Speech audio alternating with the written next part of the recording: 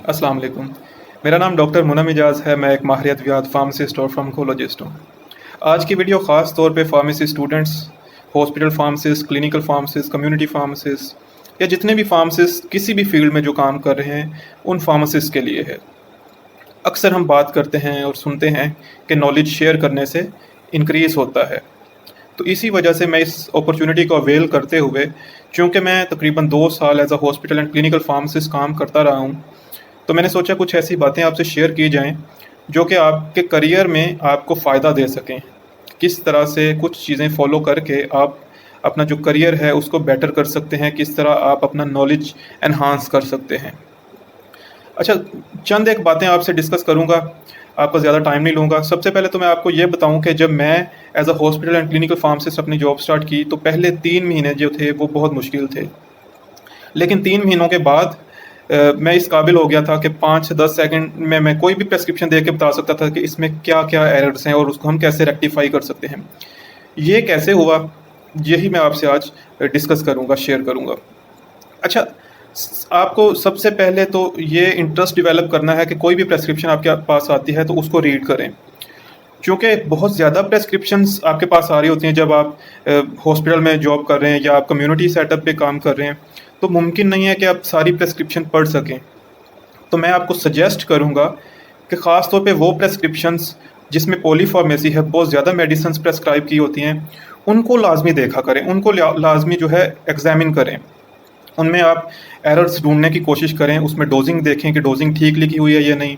उसमें आप dosing intervals देखें, उसमें आप जो रूट ऑफ एडमिनिस्ट्रेशन है वो देखें ठीक लिखा है या नहीं लिखा। आप उसमें फिर पेशेंट हिस्ट्री लेके वो देखें कि कोई एलर्जीज़ नहीं है पेशेंट में, जिससे कोई ना कोई ड्रग जो है वो इंटरैक्ट कर रही है। तो जब आप इंटरेस्ट डेवलप करेंगे तो अल्टीमेटली आपको चीज़ें समझ लगना शुरू हो जाएँगी। फिर जो दूसरी बात है उसमें ये है कि आप अपनी जो मिस्टेक्स हैं उनको ओन करें। आप अगर कोई गलती करते हैं और उसको ओन नहीं करते, तो नेक्स्ट टाइम उससे ज़्यादा बड़ी गलती करेंगे। लेकिन अगर आप कोई गलती करते हैं और उसको ओन करते हैं, तो नेक्स्ट टाइम वो आप गलती नहीं करेंगे बल्कि उस गलती को रेक्टिफ़ाई करेंगे। इसके बाद आपको क्या करना है कि अच्छा, सवाल करने से नहीं घबराना। अक्सर लोग क्वेश्चन नहीं करते, हेज़िटेंट होते हैं, क्वेश्चन नहीं करते। आपने कभी क्वेश्चन करने में हेजिटेट नहीं होना। आपको कोई चीज़ समझ नहीं लग रही तो आपने क्या करना है, आपका जो सीनियर फार्मासिस्ट है आपने उससे पूछना है कि ये कैसे होगा। कोई भी आपको अगर किसी भी चीज़ में दुश्वारी है तो आप अपने सीनियर फार्मासिस्ट से बात करें। फिर इसके अलावा आप क्या करें कि ऑथेंटिक जो रिसोर्सेज हैं वो यूज़ करें, और जो ड्रग्स के लेबल्स हैं वो पढ़ें। ऑथेंटिक बुक्स और लिटरेचर पढ़ते रहा करें। और आप जो रीसेंट डेवलपमेंट्स हो रही हैं हेल्थ में या मेडिसिन्स में, आपको उनका इल्म होना चाहिए कि रिसेंटली क्या एडवांसमेंट्स हो रही हैं। इन सब चीज़ों का जब आप पढ़ना शुरू कर देंगे, इंटरेस्ट लेना शुरू कर देंगे, तो आपका जो प्रेस्क्रिप्शन का नॉलेज है वो बहुत हद तक इम्प्रूव हो जाएगा। अच्छा, फिर जब आप एज़ अ हॉस्पिटल और क्लिनिकल फार्मासिस्ट काम कर रहे होते हैं तो आपको वहाँ एज़ अ टीम काम करना है, नर्सेज़ और फिजिशियंस के साथ मिलके।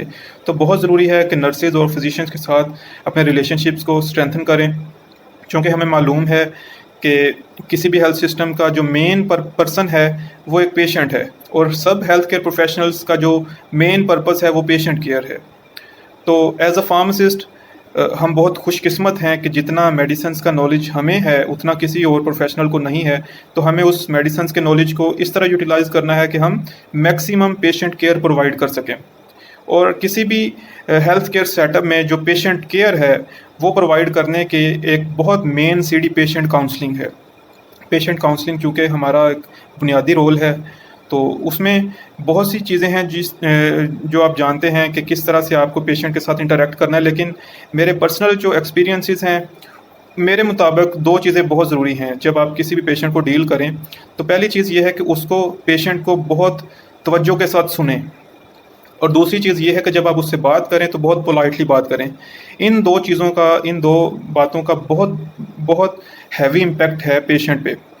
जब आप ये 2 चीज़ें करते हैं, पेशेंट को तवज्जो से सुनते हैं और उससे पोलाइटली बात करते हैं, तो पेशेंट फार्मासिस्ट जो रिलेशनशिप है उसमें ट्रस्ट डेवलप होता है। और जब पेशेंट का आपके ऊपर ट्रस्ट डेवलप होता है तो उसका फ़ायदा ये है कि पेशेंट आपके साथ अपनी मेडिकेशन हिस्ट्री, मेडिकल हिस्ट्री या जो भी उसको एलर्जीज़ हैं वो सारी आपके साथ शेयर करता है। जब वो आपके साथ ये सारी चीज़ें शेयर करता है, उसका फ़ायदा ये है कि आप बेटर मेडिकेशन थेरेपी या बेटर काउंसलिंग प्रोवाइड कर सकते हैं। और इसका सीधा-सीधा ताल्लुक ये इस बात से है कि जब आप बेटर मेडिकेशन थेरेपी या बेटर उसको मेडिकेशन रिव्यूज़ या बेटर काउंसलिंग प्रोवाइड कर देते हैं, तो उससे क्या होता है कि जो हमारा मेन पर्पज़ है पेशेंट केयर का, वो आप उसको इफ़ेक्टिवली प्रोवाइड कर सकते हैं। तो बहुत ज़रूरी है ये 2 बातों का ख़्याल करना कि आपने पेशेंट को तवज्जो से सुनना है और दूसरा उसको पोलाइटली उससे बात करनी है। तो ये छोटी-छोटी चीज़ें जो मैंने आपको बताई कि किस तरह आप नॉलेज अपना इम्प्रूव कर सकते हैं और किस तरह आप मैक्सिमम पेशेंट केयर प्रोवाइड कर सकते हैं। जो मैंने आपको बातें बताई हैं, अगर आप इनको फ़ॉलो करते हैं, तो मुझे यकीन है कि आप ना सिर्फ़ अपना नॉलेज एनहांस करेंगे इससे, बल्कि आप जो पेशेंट केयर है, वो भी मैक्सिमम प्रोवाइड कर सकते हैं।